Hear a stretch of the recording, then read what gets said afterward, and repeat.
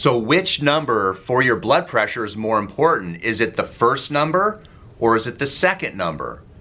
I'm going to tell you in this video. I'm going to talk about the research in just a moment, but think about it this way. It's like asking when you're watching something, if you're watching a movie, which eye is more important? Or if you're taking a deep breath in, which lung is more important? Now the funny thing is, those are good questions too, and at the end of the video, I'm going to give you some interesting facts regarding which eye is actually more important and which lung actually is more important, so stick around. So these numbers, the systolic number, which is the first one, and the diastolic, which is the second, 30 years ago, they actually changed their mind in healthcare because they did believe that the diastolic was more important. And the reason why that is because the diastolic is kind of a interesting risk factor for a condition called an abdominal aneurysm.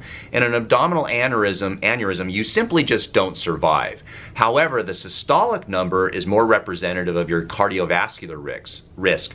So like a heart attack or a stroke. You could survive those if you catch them early. But if you check and you Google the American Heart Association, you Google the Mayo Clinic, Harvard, you do a PubMed search, you cannot find anyone that says the diastolic is more important. In fact, the American Heart Association says that for people over 50, that as doctors, we should be looking more at the patient's systolic rather than the diastolic. Because if we can catch heart disease early, you can have better success treating it. Now, what are the numbers? According to the American Heart Association, no matter what your age, as of today, you are supposed to be below 120 over 80.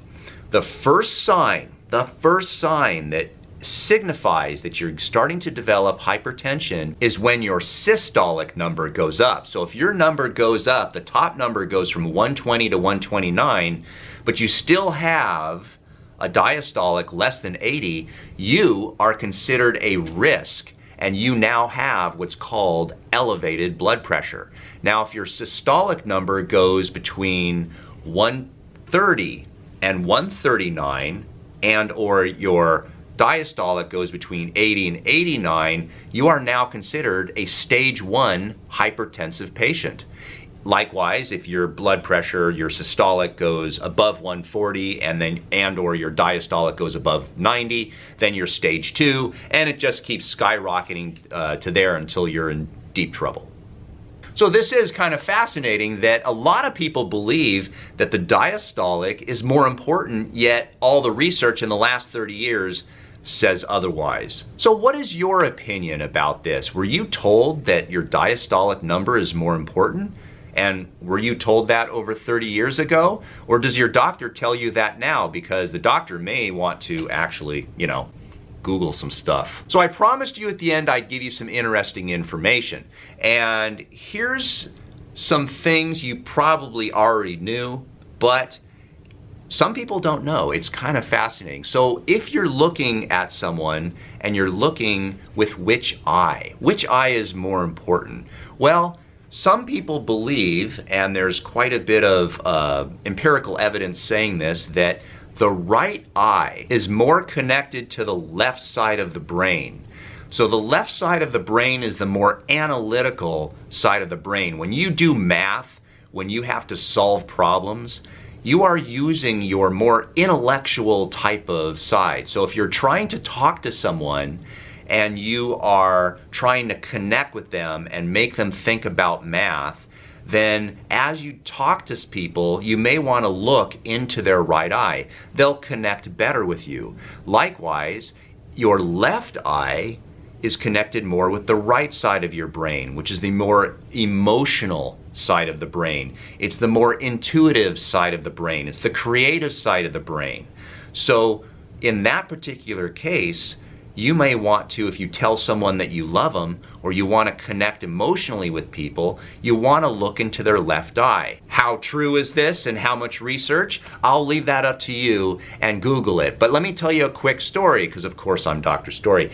When I was a youngster, I was going to be an artist, and one of the things that they tried to train you in was trying to get your creative side out, because I'm a very analytical thinker. I am not a creative person whatsoever. So one of the things that they would do is they would have you close your right eye and try to draw with your left hand. Now, of course, I'm right-handed, but you would use your left eye and your left hand in order to try to stimulate your creativity.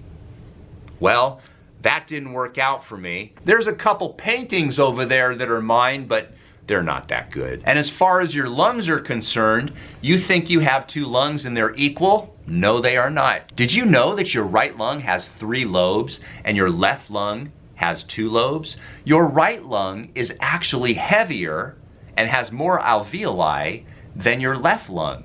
So in theory, if you were an endurance athlete and somehow or another you had to choose between taking out your right lung or your left lung, I don't know. Bet you didn't know that stuff, did you? So hey, let's get back to blood pressure. If you want to know how to lower your blood pressure, then I'm gonna show you a fantastic way to totally relax your body, and I'm gonna put that in a box right here. So you click that box, watch that video, and I'm gonna show you how to do some breathing to lower your systolic numbers. And lastly, if you are interested in having a consultation with me, we do Zoom appointments. So no matter where you are in the world, we can actually do a consultation through Zoom. Now, there is a fee for this, but what we do is we send you a Zoom appointment schedule. We also send you an identification and a passcode to protect your privacy, so the Zoom appointment is totally private.